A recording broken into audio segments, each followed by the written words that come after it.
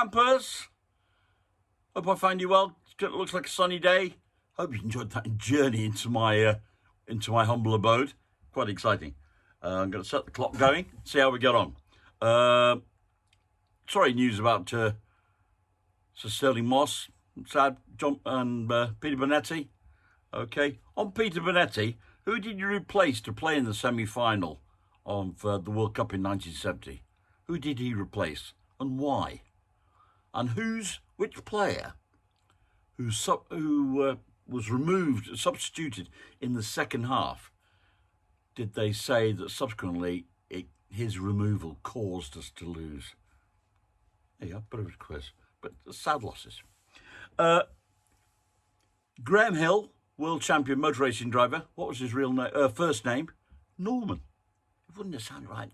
Norman Hill comes in first. No, it doesn't sound right. So he probably made the right choice. But you get used to things, don't you? Fenway Park and Loch Ness. Fenway Park, home of the Boston Red Sox, my favourite team, and Loch Ness. At Fenway Park, they have a big green wall, which is caused by the architecture. It's huge. So they call it the Green Monster. Do you see where it's going now? Green Monster, Loch Ness, allegedly, got a green monster. Is it green? I don't know. But there's the connection. It's only a bit of fun. Okay, minute gone. Let's go. What else is there? I'm going to put my hat on. Just going to a quick serious moment. So I'm going to put my hat on. I've been told to put my hat on. Seriously, this pandemic is pretty serious by today's standards, but this one knocked it into a cocked hat. It's about the Spanish flu. It's a book that I was given by my cousin in Washington, and it's a really, really, really interesting read. But some of the photographs are frightening reminders of today's policemen with masks on, people digging graves for bodies, stuff we're seeing today. But 17 to 100 million people dead in 3 years. It went on for 3 years. So what would have happened if this had happened now? How better are we? Where would we have been prepared? Interesting thought. Off with the hat. That's all that. Moving on. Let's take a dip in the tin of mystery. Let's have a look here. Mug of the day. Right. Now, I'm trying to get to the bottom of this. Why do some mugs have the main picture on one side? No, anyway, this is a lovely Ladybird cricket mug, bought 15 years ago. It's a memory mug, this one. Cheltenham Promenade, where I went to school, but this is when I was on holiday and passing through. And it's a lovely, the story of cricket by Ladybird. It combines 3 things for me, or 4 things: holiday, cricket, Ladybird, and mug. Oh, and tea as well.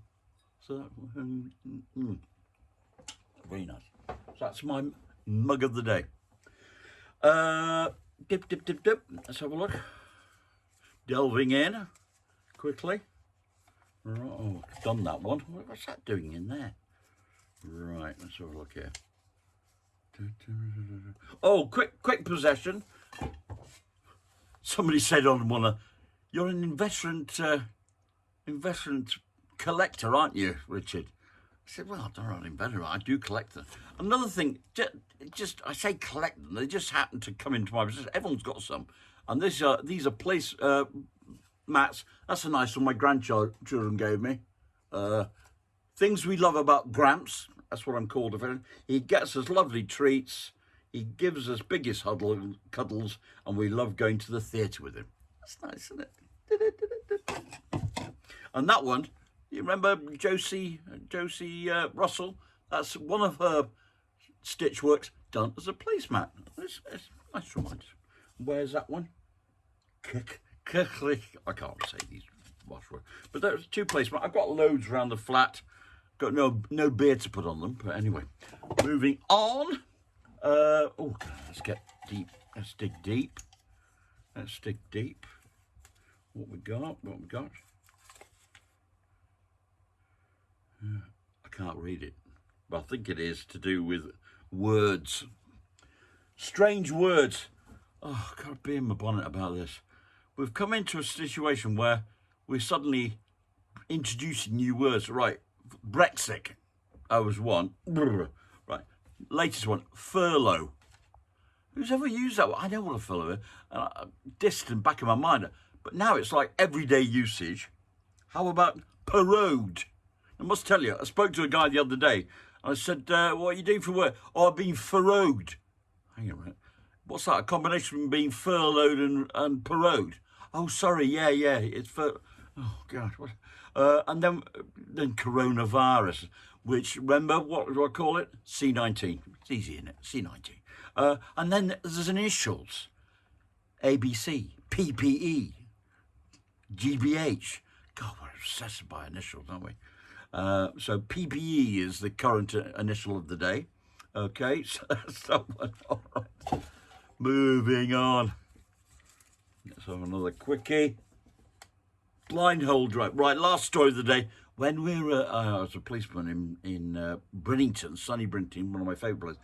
On nights, we used to do a thing where if we were queued up in a car, one of us would drive round the estate, checking for all properties and everything, and the other one would temporarily have his eyes closed. And then when the driver stopped the car, the non-driver had to guess where you were. And the trick was to get the car. You couldn't get out the car. You could only have a look from where you were sitting with the seatbelt on. So you park your car next to a garage or something tight in a corner, and then the person had to guess. So it got you to know all the small town of Bridlington and see who could drive her. Somebody reminded me of that. Yes, my David, who I used to drive around with, he reminded me. Have you not told them the story about the blindfolded game? I said, well, blindfolded. I think we trusted ourselves and kept our eyes shut for just a few minutes. The blindfold game. Ladies and gents, the time has caught up with us again. Look after yourselves. Have a good day. And I think I'm going on to YouTube next. But, yeah, you never know what you're going to watch. I'll wish you good luck and say that's all, folks. And I'll see you tomorrow.